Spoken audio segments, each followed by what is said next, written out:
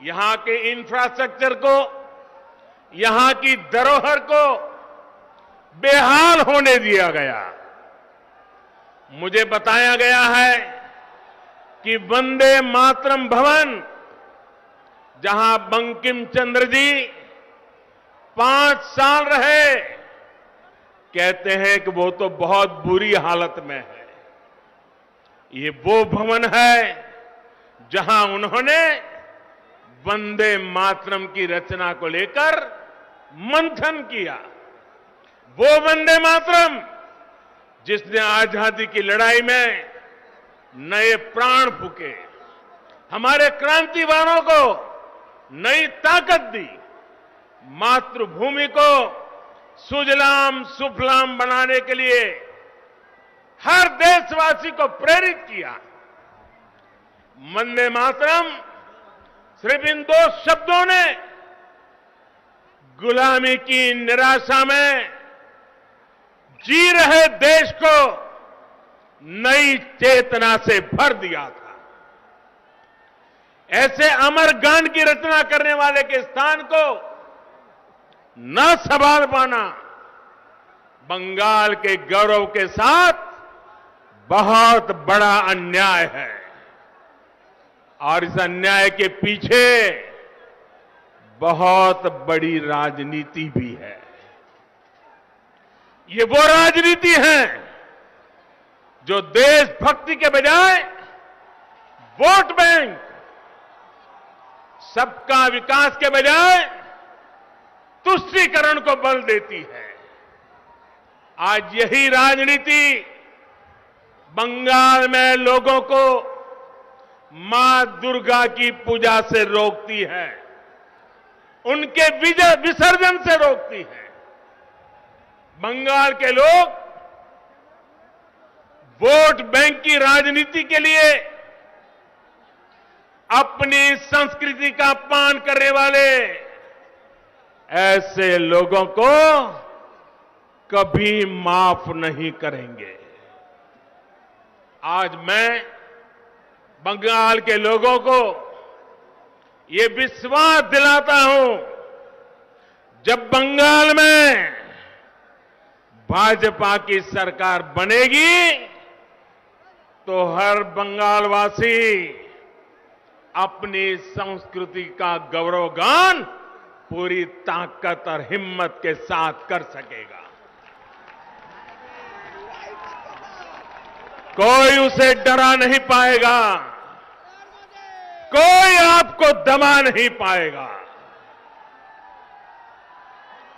भाजपा उस सोनार बांग्ला के निर्माण के लिए एक काम करेगी जिसमें यहां का इतिहास, यहां की संस्कृति दिनों दिन और मजबूत होगी। ऐसा बंगाल जहां आस्था, अध्यात्म और उद्यम सबका सम्मान होगा। ऐसा बंगाल जहां विकास सभी का होगा, तुष्टीकरण किसी का नहीं होगा। ऐसा बंगाल जो टोलाबाजी से मुक्त होगा, रोजगार और स्वरोजगार से युक्त होगा। भाइयों और बहनों, आजादी से पहले बंगाल देश के अन्य राज्यों से बहुत आगे था, लेकिन जिन लोगों ने बंगाल पर राज किया, उन्होंने बंगाल को आज इस हालत में पहुंचा दिया। मां, माटी, मानुष की बात करने वाले लोग बंगाल के विकास के सामने दीवार बनकर के खड़े हो गए हैं। केंद्र सरकार किसानों और गरीबों के हक का पैसा सीधा उनके बैंक खाते में जमा करती है, जबकि बंगाल सरकार की योजनाओं का पैसा टीएमसी के टोलाबाजों की सहमति के बिना गरीब तक पहुंच ही नहीं पाता। यही वजह है कि गांव-गांव में टीएमसी के नेताओं की शान और शौकत बढ़ती जा रही है और सामान्य परिवार गरीब से गरीब होता जा रहा है। भाइयों और बहनों, बंगाल के लाखों किसान परिवारों को पीएम किसान सम्मान निधि का पैसा इसी मानसिकता के कारण नहीं मिल पाया है। उनके हक को यहां की सरकार में बैठे हुए लोगों ने छीन लिया है।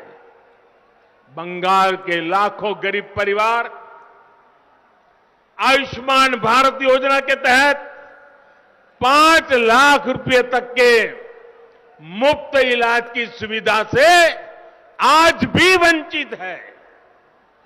गरीब को सुविधा मिले, इन प्रयासों को कैसे यहां रोका जाता है, इसका एक और उदाहरण मैं आज बंगाल की धरती पर आपको देता हूं। देश के गांवों में हर घर तक पाइप से पानी पहुंचाने के लिए जल जीवन मिशन चल रहा है।